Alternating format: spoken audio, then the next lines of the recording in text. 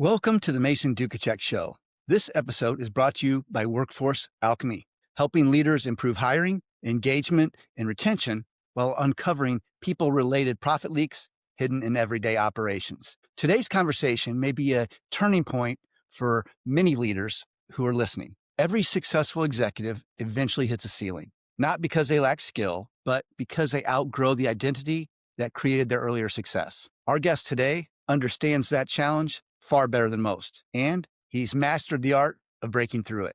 Ron Stein has reinvented himself multiple times across industries that most people never get close to. He built a $40 million consulting firm, produced films in Hollywood, led strategy on Wall Street, transformed his health, and now helps leaders design the next chapter of their lives through his book, Say Yes to Your Own Success. I'm super happy to have him on here.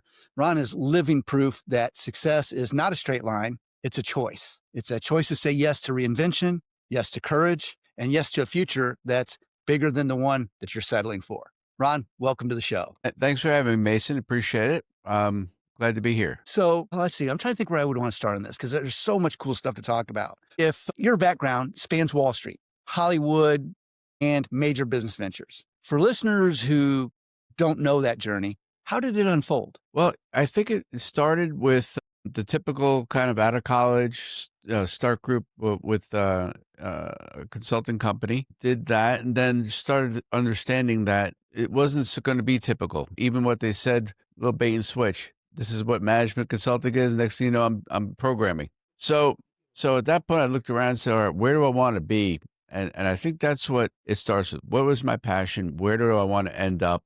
So start with the end in mind. And I wanted to be a trader, I thought at least. So I started trying to track changes in the current career to lead to that end goal without having started there. And it took me, like you said, different ways. It's not a straight line. I went through accounting, then I went to back to technology, and then trading, and then back to technology because I realized trading wasn't all what cracked up to be. And then it was, since that was there, then I started saying, all right, how do I branch out on my own? And what is my next passion?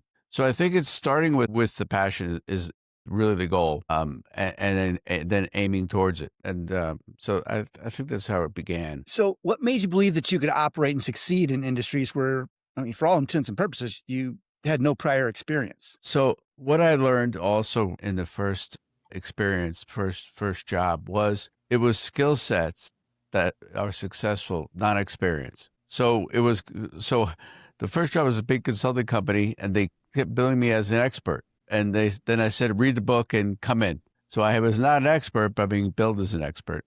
And I was told at that point, just be confident, go out there and use your skills.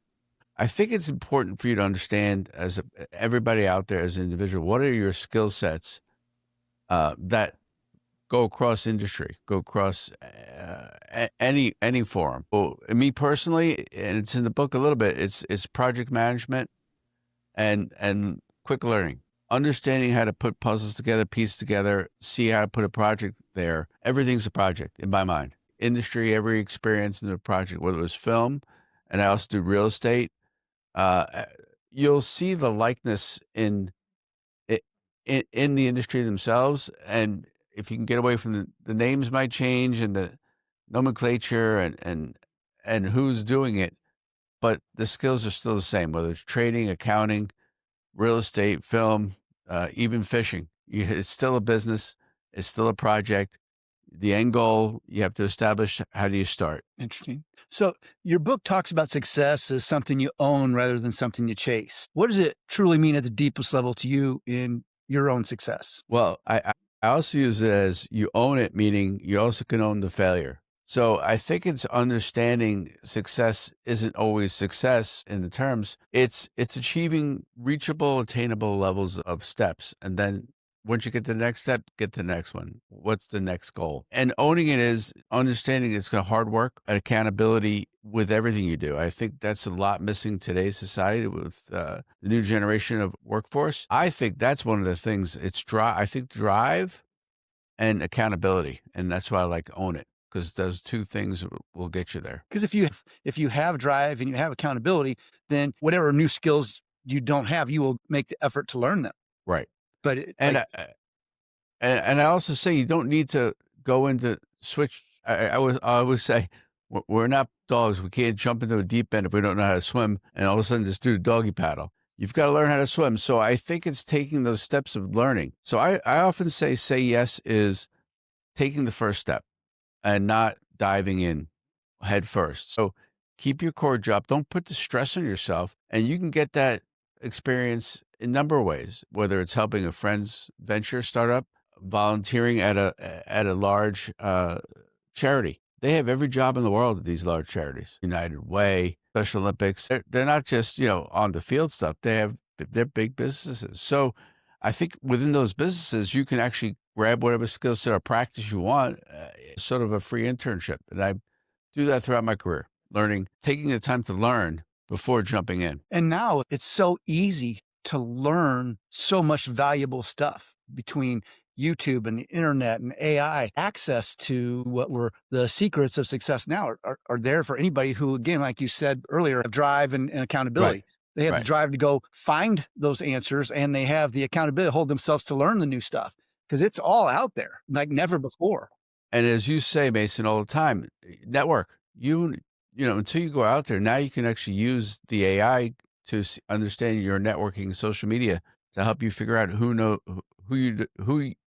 you know that does what you're looking for. And I Yes. used it very, very frequently. So switching to film industry from consulting, technology consulting, was hard. But then when I went through my network using my social media, I realized I actually knew people, didn't even know what they did, but now I know they were in the industry. So whether they're producers, they were film editors, colorists, all of a sudden there's a whole group of people I've never talked to about what they do. And now I have a whole new conversation and learning it. Everybody's open to teach that way. So, and then you have something to offer them as well. But that's the strong network and a strong team and networking together. What I've always found is that when you expose yourself to a diverse range of industries and a diverse range of leaders within those industries, a lot of the principles are transferable, number one. And two, one industry may have figured out solutions to a problem that another industry hasn't, and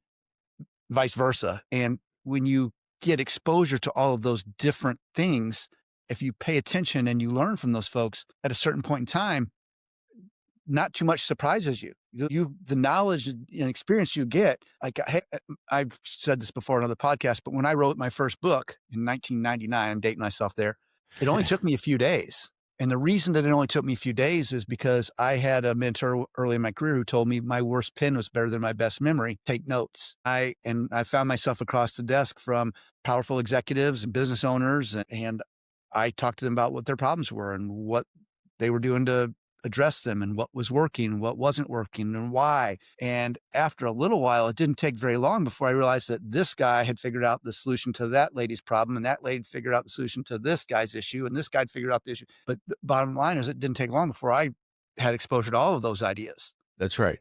And I think that doing consulting early on was really the value to see that, because I went from a fixed income group to a Department of Transportation for Pennsylvania about licenses. Then I switched to a product company doing marketing, and again, had to be the expert come in. So you really have to understand the commonalities, and then you start gaining those experiences. And I think that's what will drive you the ability to do it. And I think many of your listeners, your downloaders, they have the experiences. And I think I've talked a lot separately topic on AI and the fear of people that it's going to overtake the workforce. I always say it's the older people that are now going to be even more valuable, because it's the experiences that will help you train and understand AI, and AI doesn't know the anomalies. Right. So, and it doesn't, and again, I think it's industry independent. And that's how I look at things.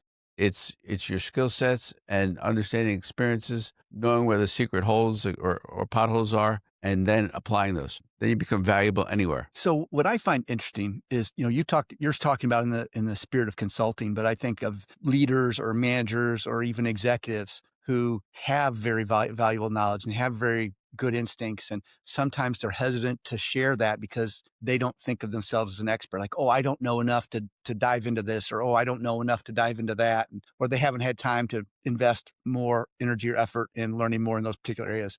But there's that old saying, in the land of the blind, the guy with one eye is the king. And if you know more than the other people that are there, then you're in a position to step up and do good for That's that right. organization. So have some confidence. And so my message to those folks is have some confidence and work on your competence. You can always, Right. you're a work in progress. You can continue to develop, but don't be hesitant to share what you do. And if you're in the world of the blind and you can see, that's your calling, go Right. do it. Right. And definitely, I agree with the confidence, and don't underestimate yourself is what I think you're saying too. Yes. You have abilities, and especially you have experience. You've got something that most people don't have, even in your own field. Even if they're executives higher level than you are, that is irrelevant to me. Sometimes they get there for a whole bunch of different reasons, but your experience and then having the confidence, I think that is catamount to success. I think it's interesting you said that, because I hope I don't butcher this here because I'm going off the top of my head, but I think it was Steve Jobs that said something along the lines of, you don't hire people smarter than you so you can tell them what to do. You hire people who are smarter than you so they can tell you what to do. That's right. So just because someone may be a higher level executive than where you are right now, if you know your stuff and you can provide valuable insights and information, then accept that challenge and step up and don't be fearful. So Right. I know that you've made dramatic leaps in your career, Wall Street, Hollywood, real estate, and coaching. How do the 12 principles in your book make those transitions possible? And which principle challenged you the most? I think it's again, if you like what you do, you're passionate and you understand your own skills, I think you can do anything. And then the confidence, I've always had the confidence. So, and I do whatever I do. I think the hardest thing for everybody, including me, is even with this book, the experience, the naysayers, the doubters, the people who say that's not what you should be doing, or you don't have the skills to do it. And I think they could be friends, family, coworkers, your significant other, whatever it is. Everybody has a lot of doubt, more doubt and fear change. So I think that is the thing that can always hold anybody back. And I think just taking that first step, learning, as you said, very, very well. We have so many tools today to start that process. So I think it's just not listening to the outside world and focusing and focus on what you need to do. Okay. So your approach to networking challenges traditional thinking. What do most executives misunderstand about networking? And how does your principle reshape the way strong relationships are built? Well, I think everybody looks into their own field for networking. So they always do it within their own little group. Whereas for me, I network with everybody. And again, never knowing when I might. So I knew people in film I didn't even know I knew, but I was friendly with them and we talked about different topics or knew them through sports teams with the kids or whatever. Just be open, talk, and be kind. And it doesn't mean you have to talk to them every day. When it's time and you have something to offer them and you're asking them questions, that's when the network comes through. So I think for me, it was always a broader network, not a very narrow one. So it was a little bit broader, not as deep, but gets deep when you go into that field. So you've reinvented yourself multiple times mid-career. What mindset shift is absolutely essential for someone who wants to pivot after decades on one professional path? So it's funny because I think that's the new word, reinvention. But I've kind of been saying it's repurposing. So I think if you take it a little bit back and don't think you have to reinvent everything, repurposing the skill sets. So I think taking in smaller chunks has been proven to be a lot more successful for me.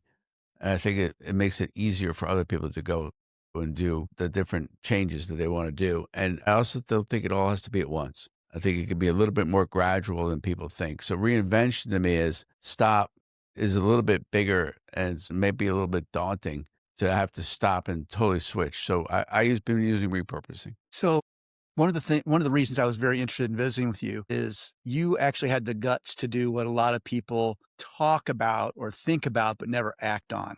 When you've been very successful in Hollywood or you've been very, very successful in Wall Street, to stop what you're doing and say, I'm not going to do this anymore. I'm going to go do that. When you've been successful in one thing, how do you overcome that resistance or fear of change, what would you say to other people that are in that position? Like, I've been doing this so long, I don't know anything about that. It sounds fun. This isn't fun anymore, whatever. What advice or guidance or input might you give someone in one of those similar situations? Because you've done it multiple times. Some people never do it and wish they would have. Yeah, I think the best advice I can give them is you can do it. Just have the confidence you can do it. Second thing is, I always say again, just it's not a full stop, immediate, cut it off. So I had some failures too. So I went back to consulting and had that back there. So I kept that warm just in case, but not as a backup question. I always think it's cautious optimism. So you can do it, but you don't have to do it all at once. And you can get toes first, then knees, then the whole body, then start swimming. So I think I call it sampling the book. Start trying the things, and you'll be surprised how good you are at them. And once you get a little bit going, use the momentum and don't look back. It's funny you say that because I've had people come up to me on numerous occasions because I've been entrepreneur for many years and like, oh, I want to go into business for myself. I just want to do this. And they want to burn their bridges, and which I respect the guts, but they don't know what they don't know yet. And That's right.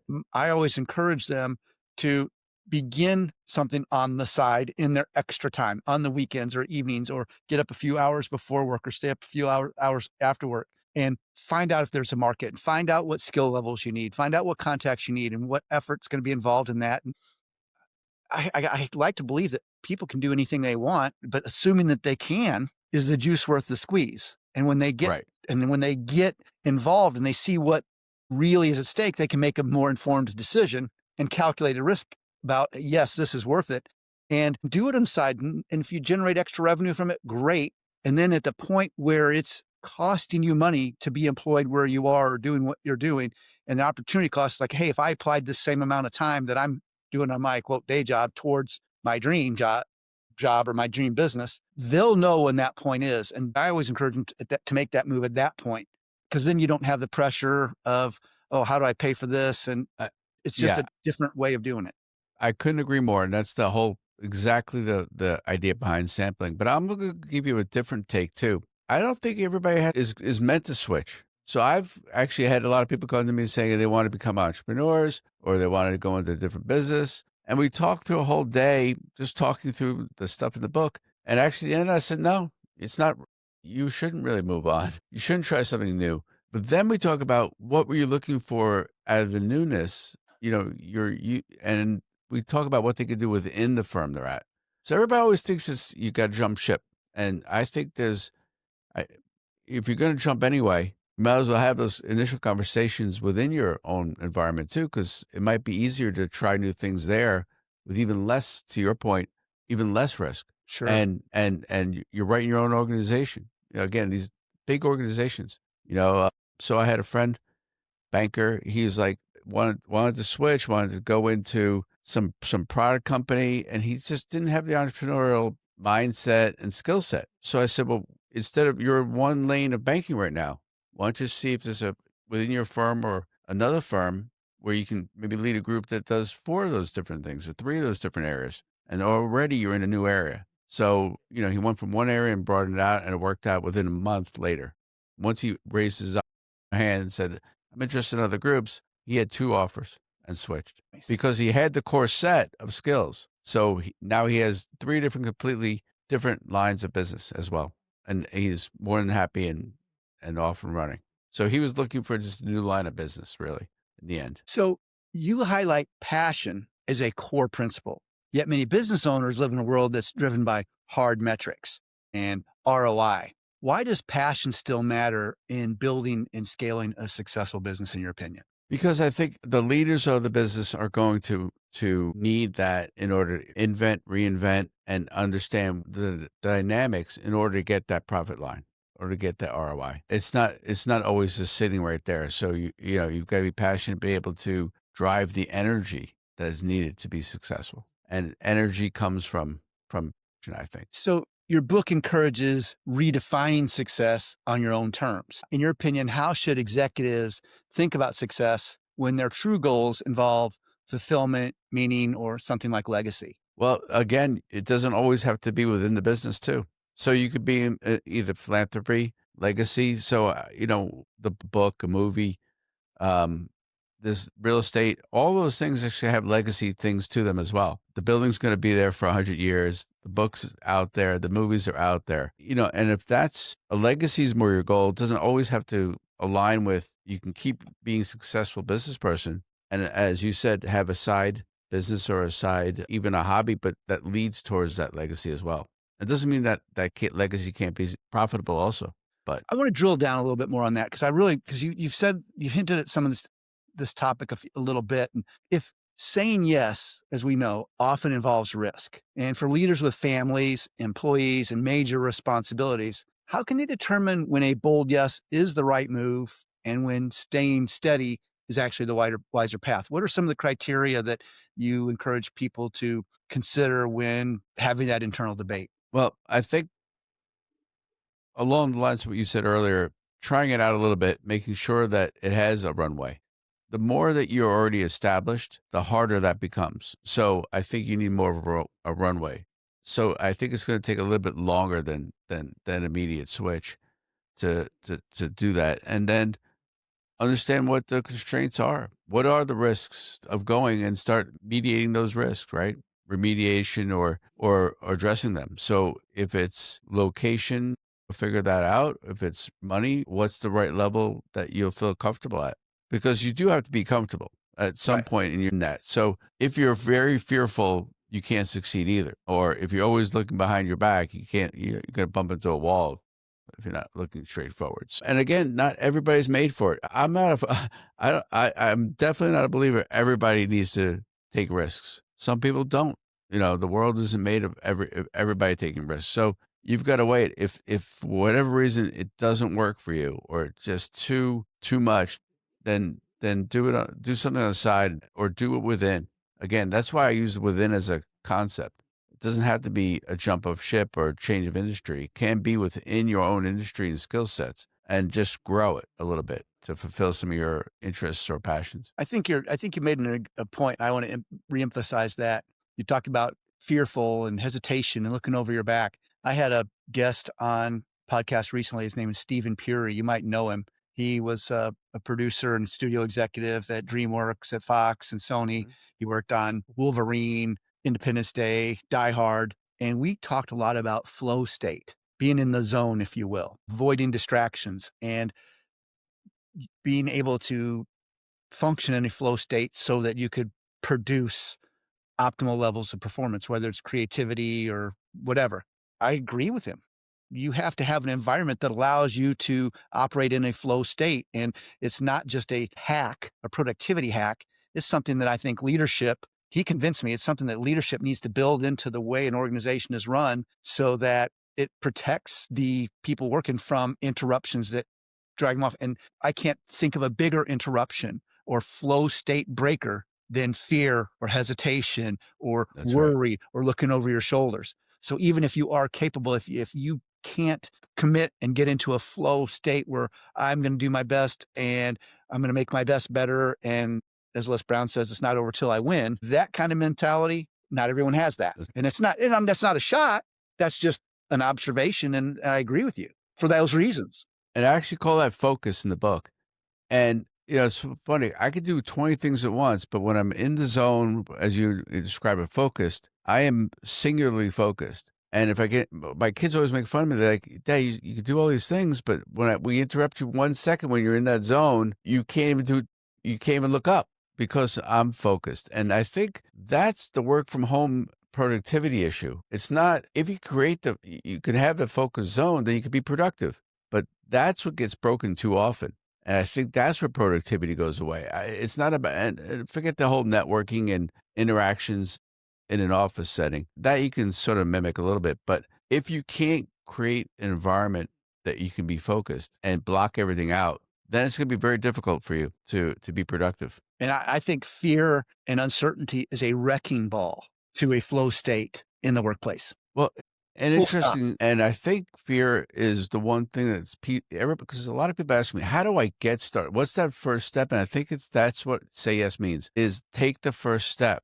Don't be fearful of the first step. It doesn't have to be crossing the Grand Canyon, but take the steps, start doing things. Motion, momentum will build. But if you're sitting there frozen with fear, you're never going to get anywhere. Agreed. So, how do I phrase this? I know many professionals fear pivoting later in life because they believe it's too late. If you could only give one piece of advice to those folks, someone maybe in their 40s, 50s, 60s, or whatever, realizing that reinvention is still possible. If there was only one piece of advice that you could give them, what's the most important piece of advice you could share? Well, I think it's more possible today than ever. Again, I go back to, if you have experience, you can repurpose yourself today. Especially you that's where AI comes in. AI does that all the low level work, the grunt work. Now your experiences, you can just take them, move them where your passion goes. So I actually think today's environment is more open for older people later in life to make that change now, and it makes it easier because you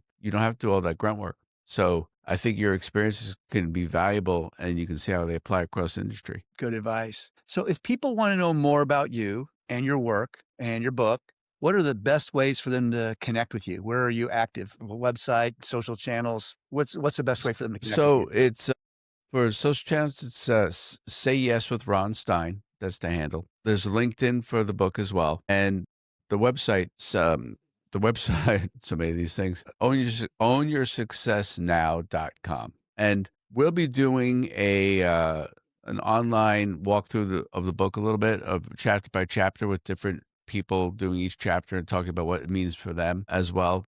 February 5th, we're calling it Okay. an online summit. And eventually we'll be doing some speaking engagements or half-day seminars as well. But I think the website's, it has connection to all the other things as well. So again, it's ownyoursuccessnow.com. And is that the word is that the best place where people can buy your book, or Amazon, or There's both? a link there, and it's on Amazon as well. Great. It has been an absolute pleasure visiting with you, and I appreciate every minute of your time, and thanks for sharing your wisdom, and let's do this again soon. Thank you for having me, and I follow your stuff. You're terrific. Thank you. It's a pleasure. Thanks.